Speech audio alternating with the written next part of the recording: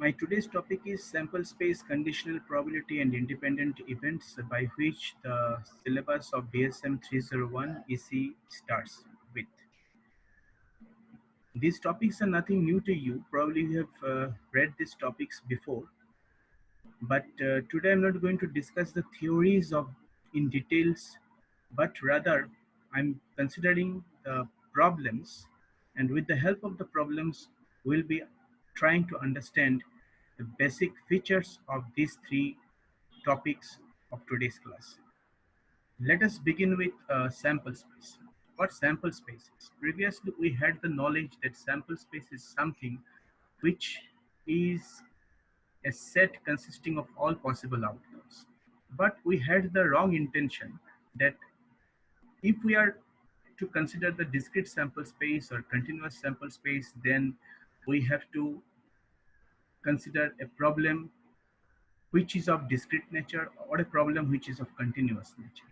But I'm going to show you right now a problem which will remain fixed, but according to the experimenter's choice, the sample space which the experimenter will be considering will keep on changing from its discrete nature to its continuous nature, or vice versa. Let us begin with the problem. Let me read out the question for you. What is the question? Question is, considering an experiment that selects a cell phone camera and records the recycle time of a flash, the time taken to ready the camera for another flash, that is the recycle time. The possible values for this time depend on the resolution of the timer and on the minimum and maximum recycle times. Now, up, by reading this, if we are to construct a sample space on the basis of this information given, then obviously you know that the problem is considering the variable time as variable, and time is a non-negative quantity. So if we denote time by small t, it will belong to set of positive reals. Okay, so in this case, the sample space will be a set capital S consisting of all the positive real numbers such that they are greater than zero. That is my sample space, and by seeing the sample space, you can easily say that it is of continuous nature. So it is a continuous sample space. Let me change the problem a little bit. Okay, now without considering the all the times, all the recycle times with respect to the camera setting, we are considering the times which fall within the limits of 1.5 seconds and 5 seconds. If it is so, what will be the change in the sample space? Okay, in that case, the set capital S will contain the variables t which are positive reals, but there will be a change. What is the change? I can no longer write capital T is greater than zero. It will not consider, it will not give you a proper idea of the sample space I am talking about.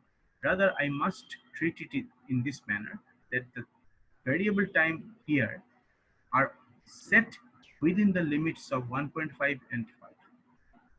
Okay, so this will be my appropriate sample space in this case, which is again of continuous nature.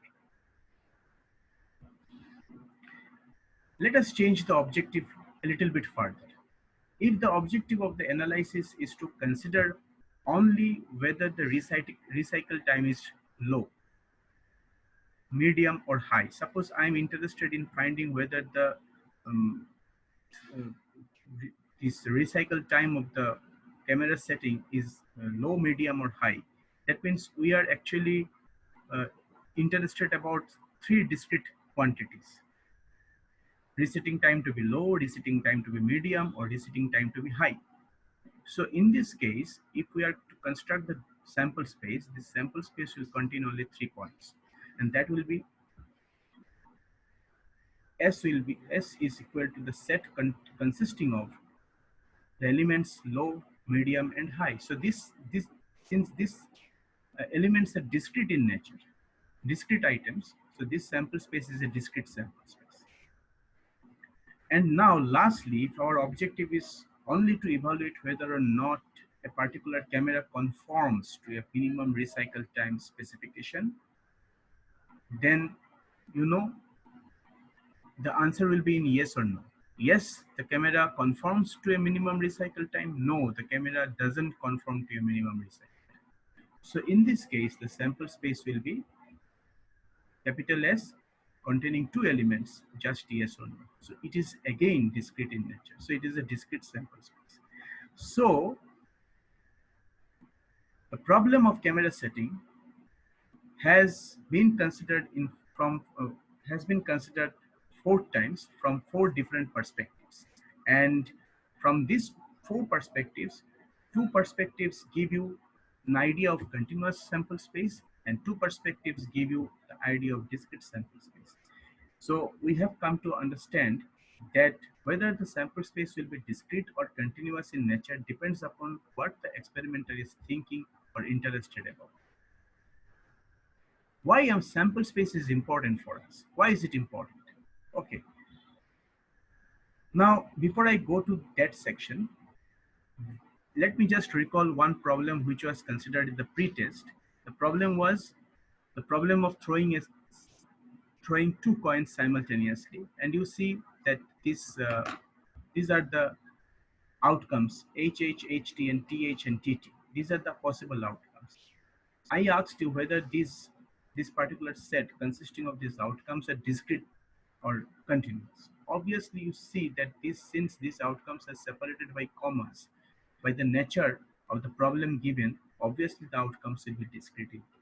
Okay, the finding the nature, the characteristic of the sample space is very important, and whether it is discrete or continuous defines uh, the distribution of the given problem or the problem which is considered. Let us come to the next part of the problem of today's topic, which is about to find certain probabilities. And obviously here sample space actually takes an important role.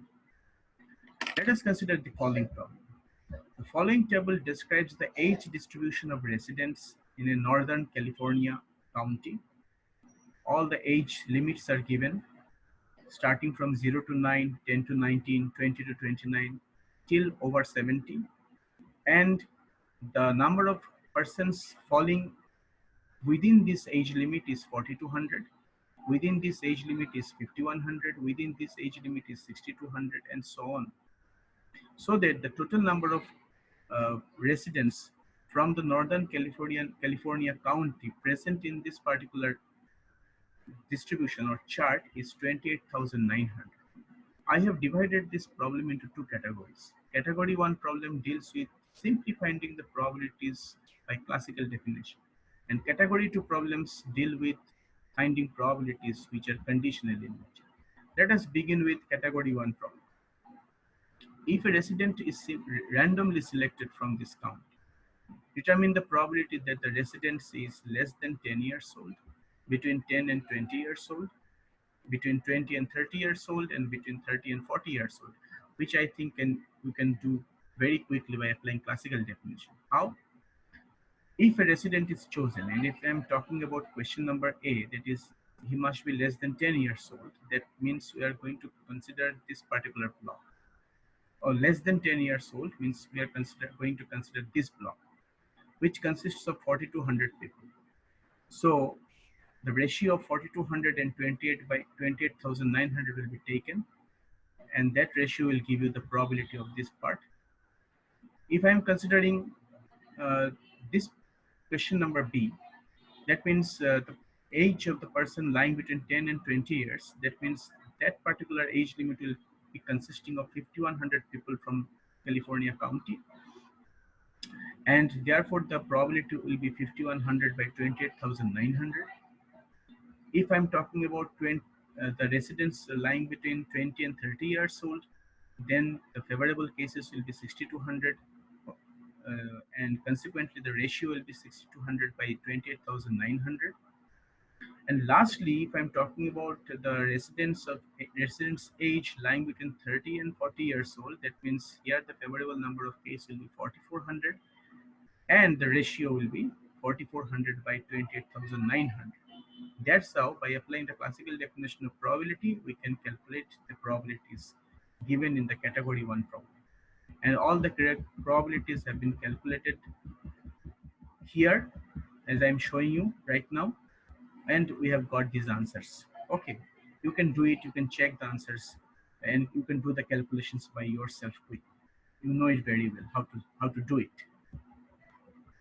Let us come to category 2 problems.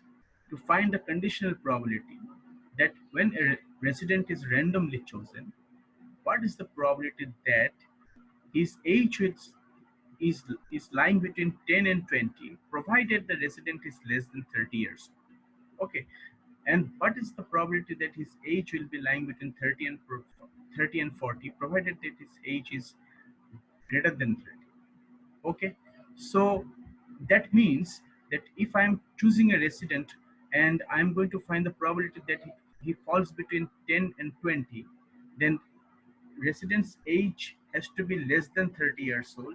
And if I'm considering 30 and 40, the resident's age, given the one condition is imposed, that under this, the resident age must be greater than 30.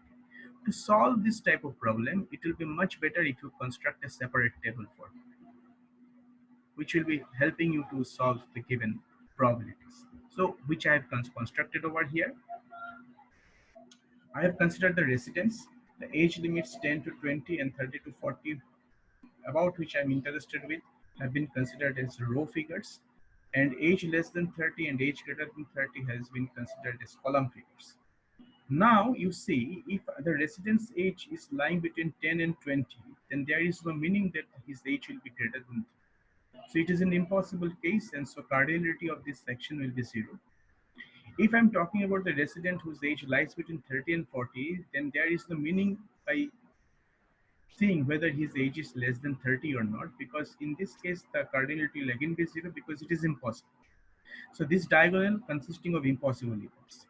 Now if I'm considering the resident's age to be lying between 10 and 20, and I'm under the given condition that his age is less than 30, from the chart given in the question, we'll be seeing that I'm interested about these three figures, 4200, 5100 and 6200, which I have written and added in this newly constructed table, and I have got the answer to be 15500. Similarly, if I am considering the resident's age to be lying between 30 and 40, provided that his age is greater than 30, again from the given chart, I can find that the total number of people present in this category will be 4400 plus 3600 plus 2500 plus 1800 plus 1100, which is sum total of which is 13,400. Now I'm going to calculate the conditional probabilities which are given in the problem. According to the problem 1 of category 2, I am going to find the probability of resident's age lying between 10 and 20, given that his age is less than 30. Now, resident's age is lying between 10 and 20. Under this figure, the number of persons present is 5100, and if I consider these two conditions together, that means we are considering the cell 10, 20 and age less than 30 together, which gives you the total count of the sample space, which is 15500. So 5100 will be divided by 15,500, which is 0.3290. Similarly, if I am interested about finding the probability that the resident's age is lying between 30 and 40, provided that his age is greater than 30, then under this section, the total number of residents present will be 4400 as given in the problem. And as per my chart, both the two conditions give you the cell value 13,000, cell value of this 30, 40 and age greater than 30, which is 13,400. So this 4400 will be divided by 13,400, which is 0.3284. Let us see the problem from another perspective. What is the perspective? If I am actually trying, here I can see that to calculate these probabilities, I have not considered the original sample space. But if I want to bring the original sample space into the picture, what will happen? Again, let us calculate the probabilities. The probability of the resident age is between 10 and 20, provided that his age is less than 30, is actually given by the ratio that probability of the resident age is lying between 10 and 20 intersection with age is less than 30 divided by probability of age less than 30. So here is a ratio, numerator of which gives a kind of probability, denominator of which gives a kind of probability. If I'm considering the numerator probability, it will, by classical definition, I can write it as cardinality of residence age lies between 10 and 20 intersection with age less than 30 by cardinality of the total sample space slash cardinality of the resident age less than 30 divided by cardinality of total sample space. Okay, now by considering the chart given in the question and my constructed table together, you can find this cardinality to be 5100 and the cardinality of the sample space is 28,900. Slash is being replaced by division sign. Cardinality of age less than 30 is 15500 and cardinality of sample space is again 28900, which is 0.3290, which tallies with my previous calculation. And similarly, if I'm considering the calculation of probability of residence age is lying between 30 and 40, provided that his age is greater than 30, again I'm considering this ratio, probability of age lies between 30 and 40 intersection with age greater than 30 divided by probability of age greater than 30. For the numerator part, I'm applying classical definition, which is classical cardinality of the favorable case, that is age lies between 30 and 40 intersection with age less than 30 by cardinality of the sample space slash cardinality of the age greater than 30 by cardinality of the sample space. So again, by considering the table given in question and my constructed table, you can find this number to be 4400 and divided by 28,900 divided by 13,400 by 28,900, and the answer will be 0.3283, which again tallies with my previous calculation. In both the cases, what happens is that if you look into it carefully, that this, if in conditional probability problem I bring the cardinality of the total sample space in the picture, okay, that cardinality is actually become redundant. So total sample space, original sample space becomes redundant. So what happens in conditional probability, that under the given condition, size of the sample space becomes smaller and smaller.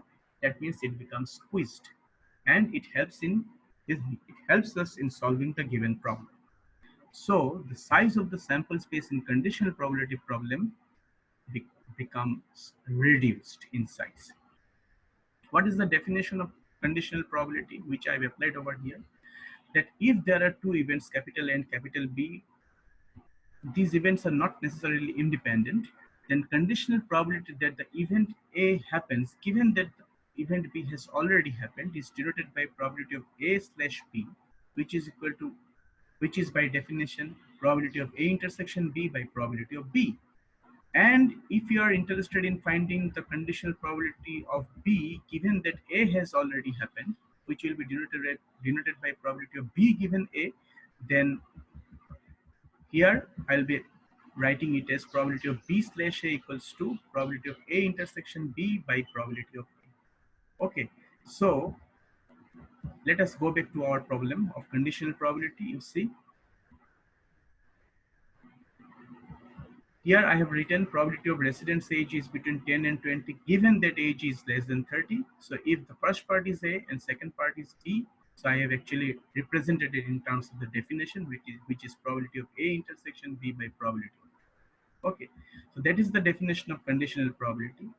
I have mentioned the question over here, that what has become of sample space when conditional probability is calculated. The guess is, you are supposed to guess actually, but I have already replied to the given condition that in this case the conditional probability, the size of the sample space actually becomes reduced.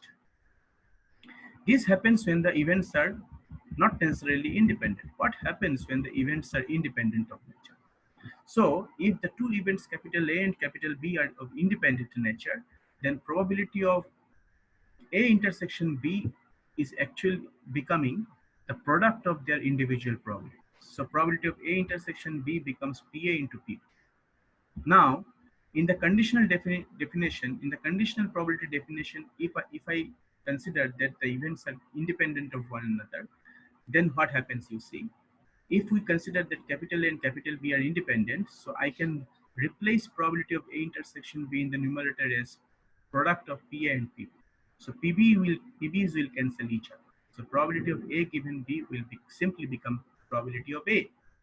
And similarly, for the second case, if I replace probability of A intersection B as the product of PA and PB, then PAs will cancel each other.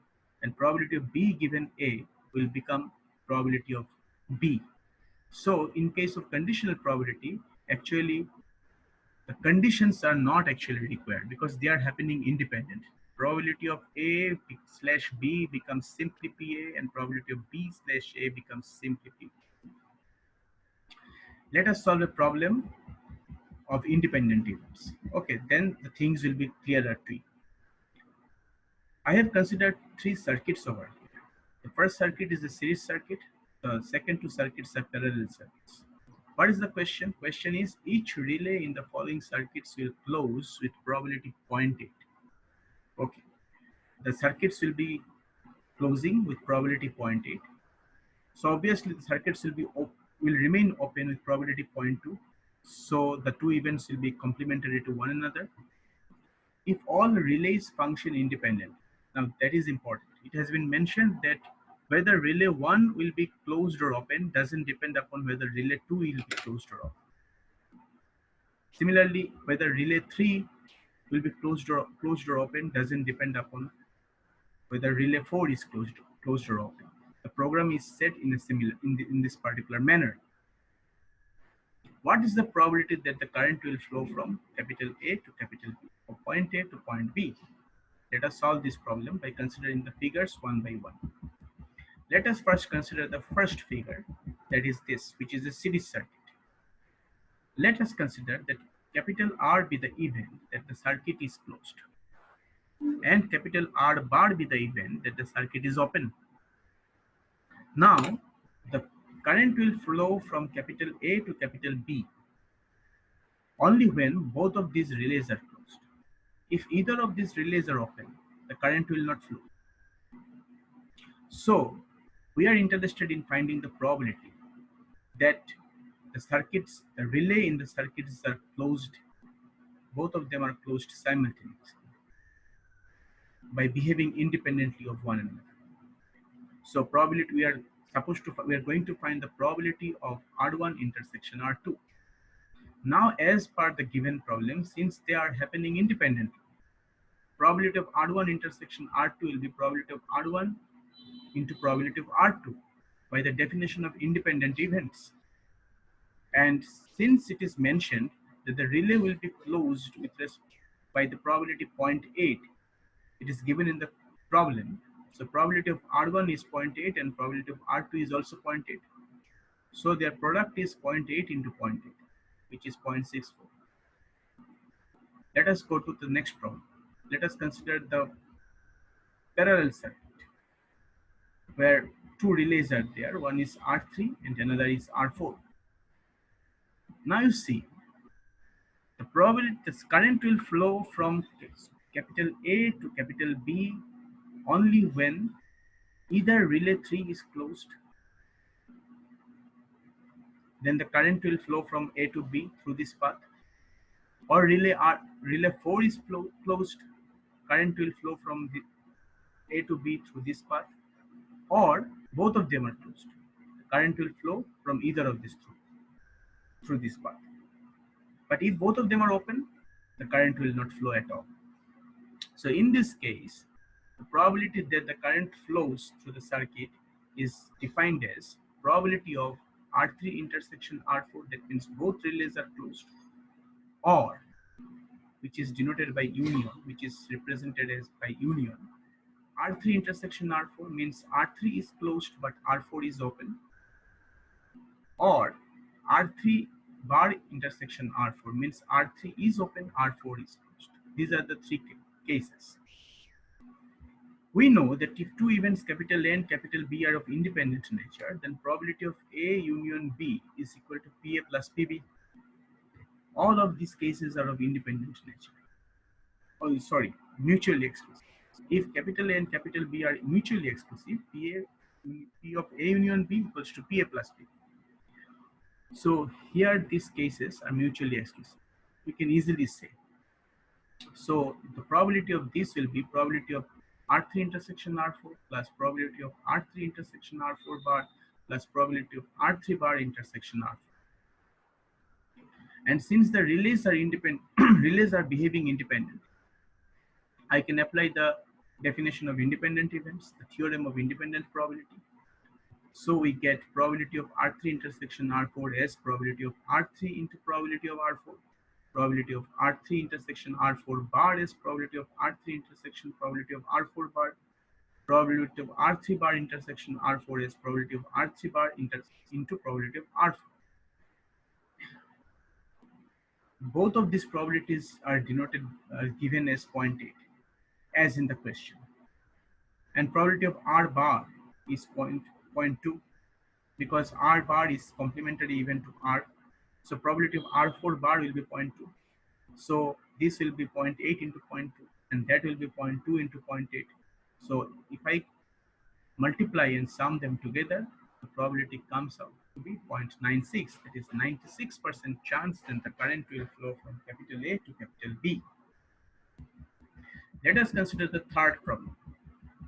Here, the characteristic of the problem remains same, but the relays, the number of relays have increased in number. 4 relays are. What are the conditions the current will flow from capital A and capital B? Here are the conditions. One condition is this one, R5 intersection R6 intersection R7 intersection R8, means all these relays are closed. Another is R5 intersection R6 intersection R7 bar intersection R8 bar, or R5 bar intersection R6 bar intersection R7 intersection R8. What does it mean? Here it means the relays R5 and R6 are closed, but below two relays are open. Here it means the relays R5 and R6 are open and below two relays are closed. And it may also happen that three relays are closed, one is open, and there are 4 possibilities. So in total, I'm getting 7 possibilities, with respect to which the current can flow from capital A to capital B. Now, all these possibilities are mutually exclusive. So again, by the theorem that for mutually exclusive events capital A and capital B, probability of A union B is equal to PA plus PB.